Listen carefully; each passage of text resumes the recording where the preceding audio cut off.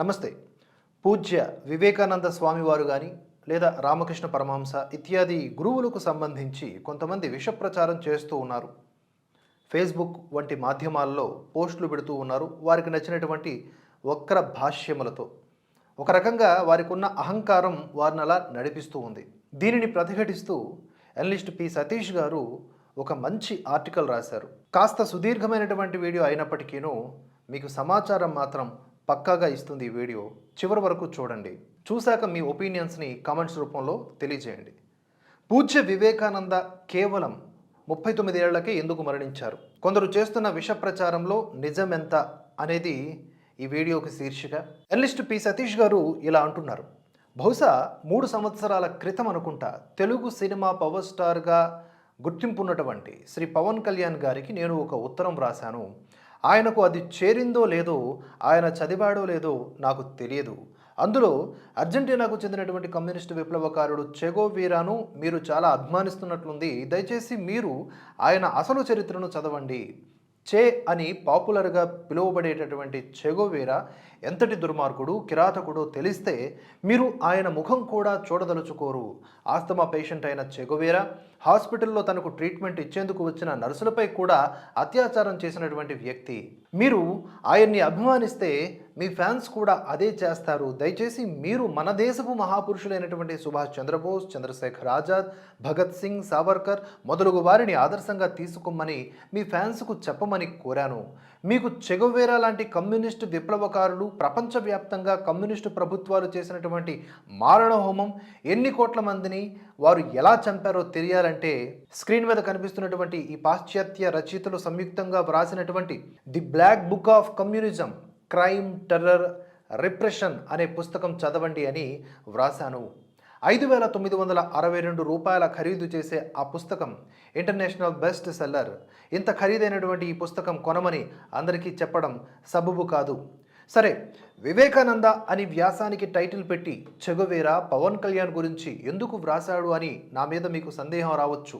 వివేకానంద, రామకృష్ణ పరమహంసలపై పచ్చి అబద్ధాలు వ్రాస్తూ నోటికొచ్చినట్లు విమర్శించే కొందరు కమ్యూనిస్టు అభిమానులు, రచయితలకు జోసెఫ్ స్టాలిన్, మావో, చెగువెరా లాంటి కిరాతకుల దుర్మార్గాలు, దురాగతాలు కనపడవు. ఇక్కడ ఒక విషయం స్పష్టం చేస్తున్నాను.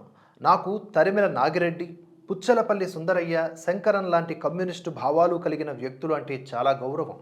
నేను అలాంటి మహానుభావులను విమర్శించటం లేదు. విప్లవం పేరుతో సత్యాన్ని, ఈ దేశపు ధర్మాన్ని, జాతీయతను వక్రీకరించి ప్రజలను తప్పుదారి పట్టిస్తున్న వారి గురించి వ్రాస్తున్న వ్యాసం ఇది. గడిచిన జనవరి 12 స్వామి వివేకానంద జయంతి. ఆ మహానుభావుడిని గౌరవంగా స్మరించుకోవాల్సింది పోయి ఒక ఆయన ఫేస్బుక్లో ఈయన ఎట్లా యువజనానికి ఆదర్శం అనే ఒక పోస్టు వ్రాస్తూ అందులో రామకృష్ణ పరమహంస, వివేకానందల గురించి నీచంగా మాటలు వాడాడు. 31 రోగాలతో బాధపడి 39 ఏళ్లకే మరణించిన వివేకానంద ఇనుప కండరాలు, ఉక్కు నరాలు కలిగి ఉన్నాడా? చనిపోయేంత వరకు పలు రోగాలతో బాధపడిన ఇతడు ఆరోగ్యవంతమైన యువతను కలగనగలడా? ఇలాంటి చౌకబారు ప్రశ్నలు మరికొన్ని ఆ వ్యాసంలో ఉన్నాయి. అవి ఎందుకు తప్పో, ఏది నిజమో చెప్పే ప్రయత్నం చేస్తాను. ఈయన యువజనానికి ఎట్లా ఆదర్శం అనే పేరుతో ఫేస్బుక్లో అతగాడు వ్రాసినటువంటి ఆ వ్యాసంలోని విషయాలు ఎందుకు అబద్ధాలో సాక్ష్యాలతో వివరించే ప్రయత్నం ఇది. ముందుగా ఆ వ్యాసం వ్రాసినటువంటి వ్యక్తి, దాన్ని కాపీ పేస్ట్ చేసిన వ్యక్తి, వాళ్ళలాగే ఆలోచించే వారికి మన సనాతన ధర్మమన్నా, ఇందులో జన్మించి ఈ సమాజాన్ని సేవించి మనకు ఆదర్శమూర్తులుగా నిలిచిపోయిన శ్రీ రామకృష్ణ పరమహంస, స్వామి వివేకానంద వంటి పుణ్య పురుషులన్నా ఎంతటి ద్వేషం అంటే ఆ ద్వేషంలో ఈ కమ్యూనిస్టు, కాంగ్రెస్, సెక్యులర్ మేధావుల బుర్రలు పనిచేయడం ఆగిపోతూ ఉన్నాయి. సాక్ష్యం మీరే చూడండి. రామకృష్ణ పరమహంసను ఆయన సమకాలీకుడు యోగానంద, ఒక యోగి ఆత్మకథను వ్రాసిన పరమహంస యోగానంద కొన్ని ప్రశ్నలు అడిగాడట. అందుకు శ్రీ రామకృష్ణ సమాధానాలు చెప్పలేకపోయాడట. రామకృష్ణ పరమహంస జన్మించింది 1836 ఫిబ్రవరి 18 నాడు. మరణించింది 1886 ఆగస్టు 16 నాడు. పరమహంస యోగానంద జన్మించింది 1893 జనవరి 5 నాడు. మరణించింది 1952 మార్చి 7 నాడు. 1886లో చనిపోయిన వ్యక్తితో 1893లో పుట్టిన వ్యక్తి మాట్లాడే అవకాశం ఉందా? వీళ్ళిద్దరూ సమకాలికులు అవుతారా? సమకాలికులు అనే పదాన్ని ఇంగ్లీష్లో కాంటెంపరీస్ అంటారు. దీని అర్థం persons or things living or existing at the same time అని. ఒకవేళ అబద్ధాలతో నిండినటువంటి ఈ వ్యాసాన్ని వ్రాసిన సదరు రచయిత ఇప్పుడు మాట మార్చి కాదు కాదు నేను వ్రాసింది వివేకానంద సమాధానాలు చెప్పలేకపోయాడు అని తన ఫేస్బుక్ పోస్ట్ను ఎడిట్ చేసుకున్నా అతను తప్పించుకోలేడు. ఎందుకంటే స్వామి వివేకానంద జన్మించింది 1863 జనవరి 12 నాడు, మరణించింది 1902 జూలై 4 నాడు. యోగానంద కంటే 30 ఏళ్ళు ముందు పుట్టినటువంటి వివేకానందను యోగానంద కలిసి ఉంటాడా? కలవాలంటే వివేకానంద 50-60 ఏళ్ళు బ్రతికి ఉండాల్సింది. లేదు, ఆయన 39వ ఏటనే మరణించారు. వీళ్ళిద్దరూ ఒకే వయస్సు వాళ్ళ, సమకాలీకుల అంటే కానే కాదు. ఒకవేళ వివేకానందను కలిసి ఉంటే యోగానంద ఆ విషయాన్ని తన 610 పేజీల ఒక యోగి ఆత్మకథలో ఎక్కడో ఒక చోట వ్రాసి ఉండేవారు. కానీ వ్రాయలేదు. మహేంద్రనాథ్ గుప్తా, జగదీష్ చంద్రబోస్, రవీంద్రనాథ్ ఠాగూర్, మహాత్మా గాంధీలను కలిసినట్లుగా వ్రాసారు. కానీ వివేకానందను కలిసినట్లుగా ఎక్కడా వ్రాయలేదు. వివేకానందనే కలవని యోగానంద ఇక తాను పుట్టడానికి 7 సంవత్సరాల ముందే మరణించిన శ్రీ రామకృష్ణ పరమహంసను ఎలా కలిసి ఉంటాడు? వ్రాసే ముందు కాస్త ఆలోచించవద్దా? కాస్త హోంవర్క్ చేయొద్దా? వివేకానంద మరణించే నాటికి యోగానంద వయస్సు కేవలం 9 సంవత్సరాలు. 1893 నుండి 1897 దాకా వివేకానంద అమెరికా లాంటి పశ్చిమ దేశాల్లో ఉన్నారు. చిన్నపిల్లవాడైన యోగానంద ఈశాన్య భారతదేశంలోని గోరఖ్పూర్లో ఉండేవారు.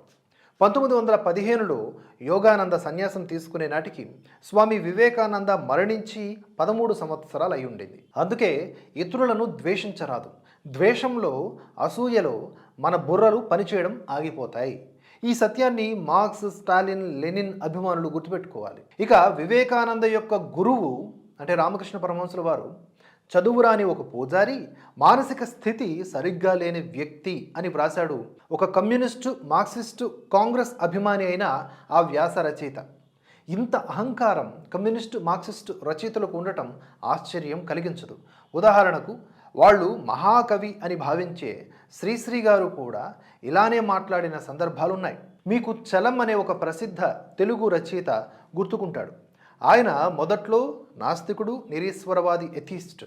మైదానం మొదలగు నవలల్లో పరిమితులు లేని శృంగారాన్ని సమర్థిస్తూ వ్రాసేవారు. ఆయన నవలలు చదివి ఆ రోజుల్లో చదువుకున్న ధనవంతుల ఇళ్లలోని యువతులు ఆ రకం జీవితం పట్ల ఆకర్షింపబడి తరువాత తాము చేసినది తప్పు అని తెలుసుకునేటప్పటికీ వాళ్ళ జీవితాలు నాశనమైపోయాయి. ఈ విరసం, అరసం, ఇతర మార్క్సిస్టు రచయితలు, రచయిత్రులు అందరికీ కూడా ఆ రోజుల్లో ఆ చలంగారి రచనలంటే భలే ఇష్టమట.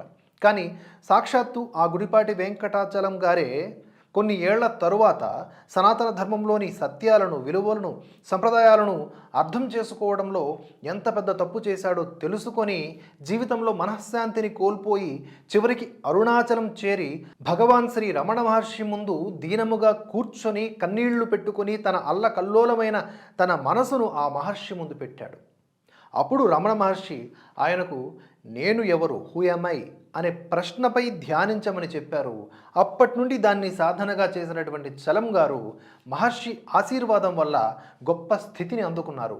చలం అరుణాచలంలో ఉన్న సమయంలో శ్రీశ్రీ ఆయన విరసం టైపు మిత్రులు చలం గారితో మాట్లాడుతూ, ఇక్కడ మేము వోడ్కా తాగుతూ ఎంజాయ్ చేస్తుంటే నీవేమిటి అరుణాచలంలో ఈ ఎంజాయ్మెంట్కు దూరంగా శరీరాన్ని కష్టపెట్టుకుంటున్నావు, రా వోడ్కా సేవించు అని వెటకారంగా అంటే అందుకు చలం గారు, నేను ఇక్కడ అరుణాచలంలో రమణ మహర్షి అనే అమృతాన్ని సేవిస్తూ గొప్ప ఆనందాన్ని అనుభవిస్తూ ఉన్నాను. మీరు కూడా ఆ వోడ్కా మానేసి ఇక్కడికి రండి. ఈ అమృతం తాగాక మిగతావి ఏమాత్రం రుచి కలిగించవు అన్నాడట. ఈ విరసం, అరసం, ఆడామగ రచయితలు కూడా ఇంతే అహంకారంతో మాట్లాడుతూ ఉంటారు. సరే, రచయిత ఏమన్నాడు అంటే, రామకృష్ణులు చదువురాని పూజారి అని కదా. స్క్రీన్ మీద కనిపిస్తున్నటువంటి పేర్లు ఒకసారి చదవండి. వీరందరూ కూడా ఇందులో మొదటి 5 మంది ఎవరు అంటే విదేశీయులు. ఈ 5 మంది నోబెల్ ప్రైజ్ పొందినటువంటి మహామేధావులు. అలాగే మన ఠాగూర్ గారు కూడా. ఈ మహామహులు శ్రీ రామకృష్ణ పరమహంస, స్వామి వివేకానందల ఔన్నత్యాన్ని ఎలా కీర్తించారో తెలుసుకోవాలంటే great thinkers on Ramakrishna and Vivekananda అనే పుస్తకం చదవండి. ఈ విరసం వగైరా మనుషులకు ఈ విషయం తెలిసినా బయటపడరు. ఎందుకు అంటే మొదట్లోనే చెప్పానే, అహంకారం. శ్రీ రామకృష్ణ పరమహంసకు చదువు రాదు కదా. సరే, మీరు సమర్థించే జీసస్ ఏ బడికి వెళ్ళాడో చెప్పండి. ఆయన చదివిన సబ్జెక్టులు ఏవో మాకు చెప్పండి. జీసస్ చదువుకోలేదు అన్నా మీ విరసం వాళ్లే ఓడిపోతారు. ఎందుకంటే మీ జీసస్ కూడా చదువురాని వ్యక్తి అయినప్పుడు మా రామకృష్ణ పరమహంసను చదువురాని మనిషి అనే హక్కు మీకెక్కడిది? ఒకవేళ జీసస్ చదువుకున్నాడు అని అంటే మళ్ళీ విరసం వారు ఓడిపోయినట్లే. ఎందుకంటే ఆ చదువేదో ఆయన 12వ ఏట నుండి 29వ ఏట వరకు, అంటే సుమారుగా 17 ఏళ్ళు మీ జీసస్ మా భారత్లో ఉండి నేర్చుకున్నదే. కాబట్టి ఈ సమయంలో ఆయన నలంద విశ్వవిద్యాలయంలో కొంతకాలం విద్య నేర్చుకున్నాడని నలందలో ఇప్పటికీ రికార్డులు ఉన్నాయంటారు. జీసస్ జీవితంలో 12 నుంచి 29 ఏళ్ల వరకు ఉన్నటువంటి ఆ 17 ఏళ్ల సమయాన్ని the unknown years of Jesus అని అంటారు. ఆ 17 ఏళ్ళు ఆయన ఎక్కడున్నాడో ఏ క్రైస్తవ మత గ్రంథమూ చెప్పదు. ఎందుకంటే ఆ సమయంలో ఆయన మన దేశంలో మన ఋషుల దగ్గర విద్య నేర్చుకుంటున్నాడు కాబట్టి. ఇది బయటపడితే సండే రిలీజియన్ అంటే ఆదివారం మతంగా క్రైస్తవ దేశాల్లోనే విమర్శలకు గురి అవుతున్న ఈ మతం ఇబ్బందుల్లో పడుతుంది కాబట్టి దాన్ని దాచేశారు. మొత్తం ఐరోపా ఖండం యొక్క జనాభా 74,22,00,000. మొత్తం అమెరికా జనాభా 33,42,00,000. మొత్తం రష్యా జనాభా 14,44,00,000. ఈ మూడింటిని కలిపినా అది భారత్ జనాభా కంటే సుమారుగా 21 కోట్లు తక్కువ. కానీ 2 ప్రపంచ యుద్ధాలు చేసింది. 1914-18, 1939-45 నడుమ ఈ ఐరోపానే. ఆ ఐరోపా దేశాలతో చేతులు కలిపింది అమెరికా, రష్యాలే. ఈ నెంబర్స్ ఇక్కడ వ్రాయడానికి ఒక కారణం ఉంది. రొమైన్ రోలాండ్ అనే ఫ్రెంచ్ నోబెల్ గ్రహీత శ్రీ రామకృష్ణ పరమహంస గురించి వ్రాస్తూ, యుద్ధాలు, పగ, ప్రతీకారాలతో, పరస్పర దాడులతో ఊగిపోతూ మనిషి మనుగడకు అత్యంత అవసరమైన శాంతిని, విశ్రాంతిని హత్య చేసిన ఐరోపా ఖండానికి భారతదేశ ఉపనిషత్తులు అందించే శాంతి, సమరసత, విశాలము, ఉదాత్తము అయిన విశ్వమానవ భావానికి ప్రతిరూపమైన ఒక సంపూర్ణ మానవుడిని పరిచయం చేస్తున్నాను అని అంటాడు. అటువంటి మహామానవుడిని ఆయన జన్మించిన దేశంలోనే పుట్టిన కొందరు చదువురాని పూజారి, మతి స్థిమితం లేని మనిషి అని హేళన చేయడం ఎంత దారుణం కదా. రామకృష్ణ పరమహంస చీర కట్టుకునేవాడు అని కూడా వ్రాశారు. ఆయన చేరుకున్న స్థితి మనబోటి వాళ్లకు అర్థం కాదు. ఆధ్యాత్మిక ప్రపంచంలో సఖీభావం అనే ఒక మాట ఉంది. శ్రీకృష్ణుణ్ణి ధ్యానిస్తూ తాను రాధ అయిపోయినట్లుగా పరమహంస బాహ్య స్పృహను కోల్పోయేవారు. ఆ స్థితిలో ఆయన గోపికలలాగా చీర ధరించేవాడని ఆయన ప్రత్యక్ష శిష్యులు వ్రాశారు. కొంతసేపు ఆయన అదే స్థితిలో ఉండిపోయేవారట. ఒకసారి శ్రీరామకృష్ణుల ముందే ఒక వ్యక్తి ఒక దళిత సోదరుణ్ణి అవమానంగా మాట్లాడితే ఆ దళితుడు ఎంత బాధపడి ఉంటాడో కదా అని అతని గురించి ఆలోచిస్తూ రామకృష్ణులు అతని ఇంటికి వెళ్ళి అతను మరుగుదొడ్లు శుభ్రం చేసే వ్యక్తి అని తెలుసుకొని అతను మరియు తాను వేరు కాదు, ఇద్దరిలో ఉన్నది ఒకే పరమాత్మ అని శ్రీరామకృష్ణుడు తన పొడవైన తన తల వెంట్రుకలతో అతని ఇంట్లోని మరుగుదొడ్డుని శుభ్రం చేశారు అని చెబుతోంది చరిత్ర. ఇది మన ఊహకు అందదు. విశిష్టాద్వైతాన్ని ప్రవచించిన శ్రీ రామానుజాచార్యుల జీవితంలో కూడా ఇలాంటి సంఘటన ఒకటి మనకు కనిపిస్తుంది. మహాపురుషుల మానసిక స్థితిని, స్థాయిని అంచనా వేయడానికి అంత సులభం కాదు. అంత యోగ్యత లేనప్పుడు మౌనంగా ఉండాలి, కానీ దానికి వక్ర భాష్యాలు చేయరాదు.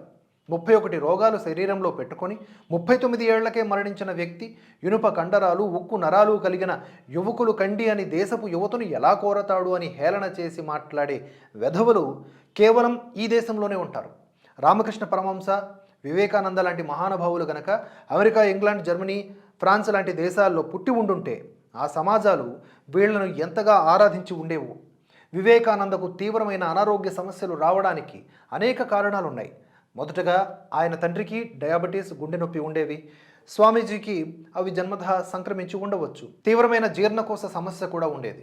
1886లో తాను శరీరాన్ని వదిలిపెడుతూ శ్రీ రామకృష్ణ పరమహంస 10-15 మంది యువకులను వివేకానందకు అప్పజెబుతూ వాళ్ళ నైతిక, ఆధ్యాత్మిక ప్రగతి నీ బాధ్యతనే అని చెప్పి వెళ్ళిపోయారు. వివేకానంద తండ్రి బ్రతుకు ఉన్నప్పుడు వివేకానందకు ఏ లోటు లేదు. కానీ ఆయన మరణంతో దగ్గరి వారే ఇల్లు, ఆస్తులపై కన్నేసి కోర్టుకు వెళ్లారు. 2 పూటల తిండి కూడా కష్టమైంది. తాను కూడా తింటే తల్లికి, తమ్ముడికి కడుపు నిండదు అని వివేకానంద బయట కుళాయిల్లో దండిగా నీరు త్రాగి స్నేహితుల ఇంట్లో భోజనం చేసి వచ్చాను, కడుపు నిండింది, మీరు తినండి అని తల్లి, తమ్ముడికి చెప్పి తాను పస్తుండిన రోజులు ఎన్నో ఉన్నాయి.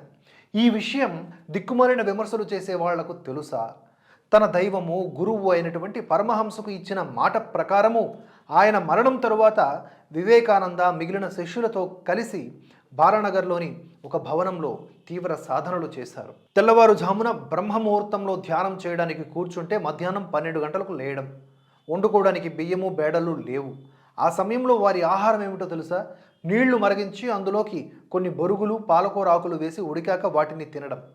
ఇలాంటి ఆహారంతోనే నెలల కొద్దీ గడపాల్సి వచ్చేది. టీ కాఫీ తాగకుండా ఒక్కరోజు కూడా ఉండలేని వ్యక్తుల వివేకానంద లాంటి ఆత్మ నిగ్రహం, ఇంద్రియ నిగ్రహం కలిగిన మహాయోగుల గురించి అవాకులు చవాకులు పేలేది. మీకున్న యోగ్యత ఏమిటి?